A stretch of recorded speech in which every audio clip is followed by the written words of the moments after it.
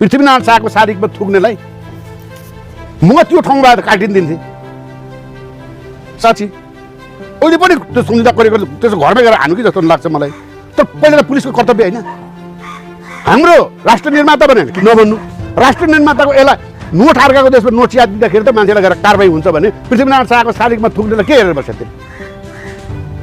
जोसुकै होस् न, आइजी होस् कि एउटा पुलिसले गरेर समात्नु पऱ्यो नि। मैले त मेरो अगाडि त आङसिङ पऱ्यो भने म देखाइदिन्छु त्यसलाई, मेरो अगाडि नपरोस्। ल अहिले पनि अब ल यसपालि आएर ल च्यालेन्ज, ल यो पृथ्वी जयन्तीमा म त्यही हुन्छु, त्यहाँ आएर ल ठुक्राउँ त सक्छौ भने, हिम्मत छ भने ल हेरौँ, जिल ल्याउने सबलाई चिप्लाएर बस्ने मान्छे जसको कारण कि नागरिक त फालेर हिँड।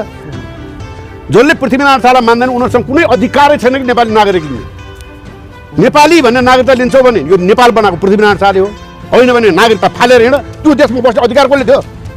त्यो बौद्धको मान्छे त्यहाँबाट त्यसलाई लहट्नु पऱ्यो त्यो आङचेरिङ भन्ने हो कुन चाहिँ त्यो मिल्छ त्यसलाई त्यहाँ बस्न? नेपाली त्यस्तो नेपाली हुन्छ? आफ्नो बाउलाई पनि त्यसले त्यसको घरमा सायद त्यसको बाउलाई पनि त्यसले लातका लात हानेर राखिदियो होला।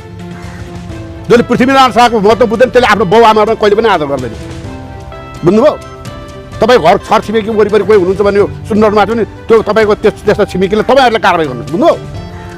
मलाई त्यति चित्त दुखाएको छ के हेरेर भाइ त्यो पुलिस प्रशासन यो गर्दाखेरि यार एउटा राष्ट्रको अपमान हो त्यो त, राष्ट्र निर्माताको अपमान। अनि के काम त्यो त्यहाँ गोर्खामा चाहिँ बिहान बिहान बिल्कुल राष्ट्र निर्माता सलामी भनेर मात्र हुन्छ र? सच्चा इमान्दार पुलिसहरूले त कर्तव्य देखाउनु पऱ्यो नि। हामी सक्दैनौँ, हामीलाई त हामीसँग त्यति अधिकार छैन भने दिनुहोस् आर्मीले, हामी गर्छौँ ल। पहिले त्यो काम त पहिले पुलिसको हो नि त, प्रशासनिक काम यस्तो गर्ने त हामीले त होइन नि। हामी त राष्ट्रको निम्ति पर्दाखेरि मात्र गर्ने हो नि, हामी त यो प्रशासन सुशासन यस्तो काममा जाँदैन। तर राष्ट्रको राष्ट्र निर्मातालाई थुक्दाखेरि टुलु टुलु हेरेर बस्ने कोही हुन्छ?